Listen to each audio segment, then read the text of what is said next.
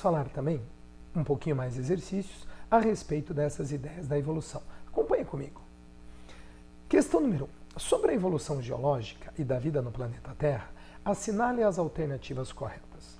A deriva dos continentes, que você vê na geografia, ou mesmo nós também trabalhamos com vocês, desde a Pangeia até a configuração atual, contribuiu para o processo de especiação evolutiva no planeta Terra? Veja, a questão é mais ampla, né? Quando nós formos falar de especiação na teoria sintética da evolução, o primeiro passo para o surgimento de uma nova espécie é, sem dúvida nenhuma, o isolamento geográfico, que começa com a deriva dos continentes, separando organismos que vão evoluindo de forma independente e assim a diversidade no planeta vai aumentando.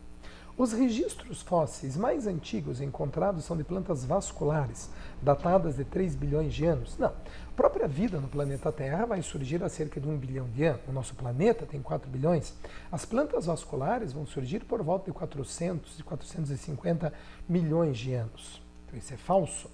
Uma das explicações para a deriva dos continentes está baseada na existência de tectônicas de placas, que flutuam sobre o substrato pastoso. Essa é a teoria de Wegener para a deriva dos continentes. E esse substrato pastoso recebe o nome de astenosfera. Portanto, isto é correto também. Os fósseis são evidências direta ou indireta, pegadas, dos seres que viveram em tempos passados. Perfeito, é isso que mostram os relatos fossilíferos. Registros fósseis foram utilizados por diversos pesquisadores para fundamentar a teoria evolutiva das espécies e a teoria da deriva dos continentes. Então eles mostram uma linhagem da evolução das diversas espécies. Organismos que estão presentes num determinado continente podem estar no outro, semelhantes, que apresentam características próximas, mostrando a deriva das tectônicas de placas. Então isso também é uma alternativa verdadeira nessa primeira questão. Vamos adiante? Número 2. O conhecimento sobre a origem da variabilidade entre os indivíduos, sobre os mecanismos de herança dessa variabilidade e sobre o comportamento dos genes na população foi incorporado à teoria biológica da seleção natural de Charles Darwin. Cuidado, foi incorporado às ideias de Darwin. Não é a mesma ideia do darwinismo, mas incorporado ao processo do darwinismo. Diante disso, considere as afirmações.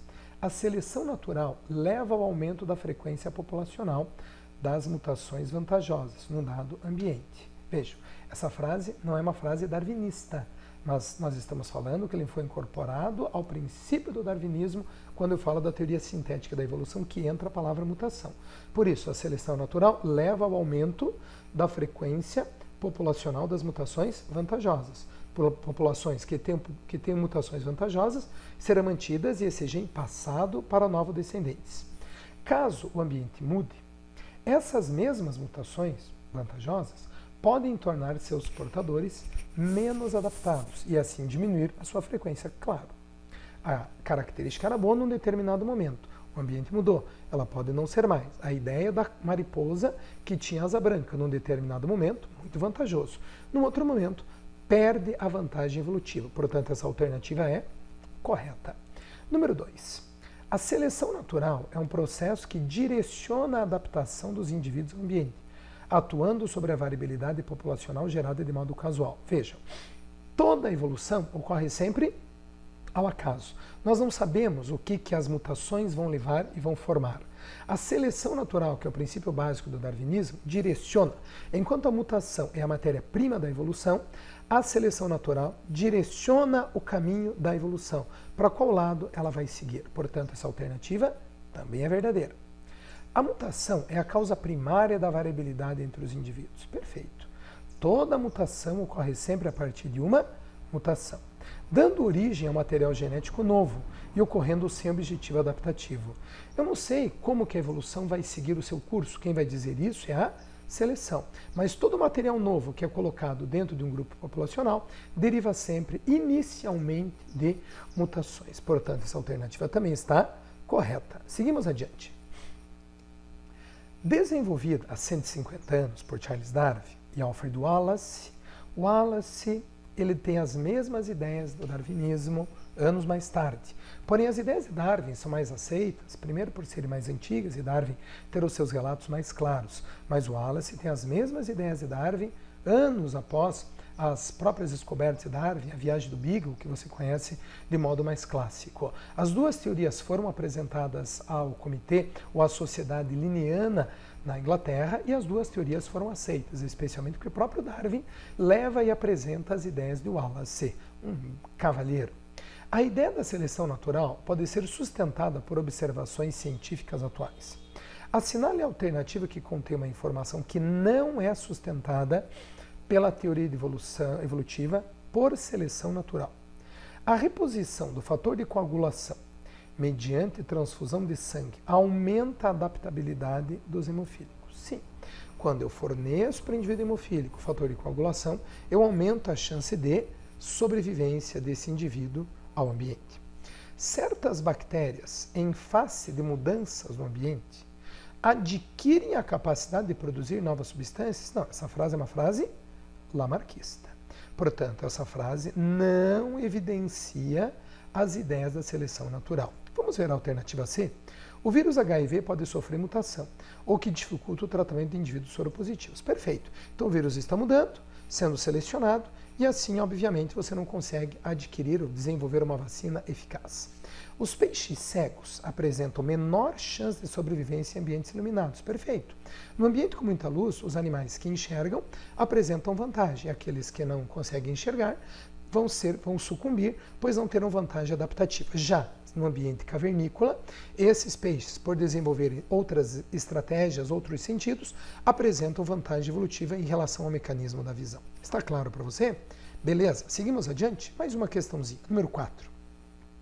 Em entrevista aos meios de comunicação, o infectologista David Wippe e a época diretor executivo do INCOR afirmou que, ao longo dos últimos séculos, as epidemias têm se tornado menos avassaladoras. Ou seja, algumas doenças, apesar do alto potencial de transmissão, apresentam taxas de mortalidade menores que antigamente.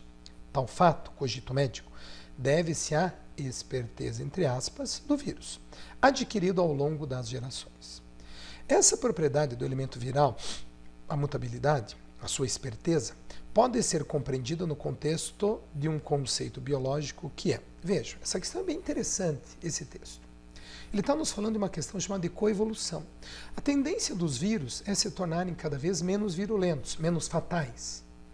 Porque toda vez que o vírus morre mata o seu hospedeiro, ele morre junto com o seu hospedeiro. Então a tendência de que os vírus ou outros organismos parasitas se tornem menos virulentos, mantendo o seu organismo por mais tempo. Ao mesmo tempo que os próprios organismos tendem a se manter. Aqueles organismos que apresentam um sistema imunológico com uma maior capacidade de se defender às infecções, tendem a se manter. Então, ao mesmo tempo que o hospedeiro evolui tentando se defender do vírus, o vírus evolui tornando-se menos virulento para que seja mantido. Então, o mecanismo clássico de evolução. Vejam, o que leva a essa questão? A mutação. Os vírus sofrem mutações específicas? Não, a mutação não gera o mecanismo de especificidade. Os vírus sofrem mutação ao acaso. Aqueles vírus menos virulentos serão selecionados e mantidos no ambiente. A evolução, os vírus evoluem visando tornarem-se menos virulentos? Eles não visam, ele não quer fazer aquilo. Não é um mecanismo pensado, digamos assim, entre aspas, para você entender o mecanismo da evolução. O que leva a esse mecanismo? É a seleção natural? As formas mais virulentas são eliminadas juntamente com seus hospedeiros. E as formas que propiciam quadros mais leves da doença, o que resulta em menor número de óbitos, acabam por se proliferar por mais tempo. Então, esse é o mecanismo que garante principalmente esse processo de evolução ou de coevolução entre vírus e seus hospedeiros. Gente, espero que isso tenha ajudado bastante a vocês sobre essa parte inicial da nossa evolução.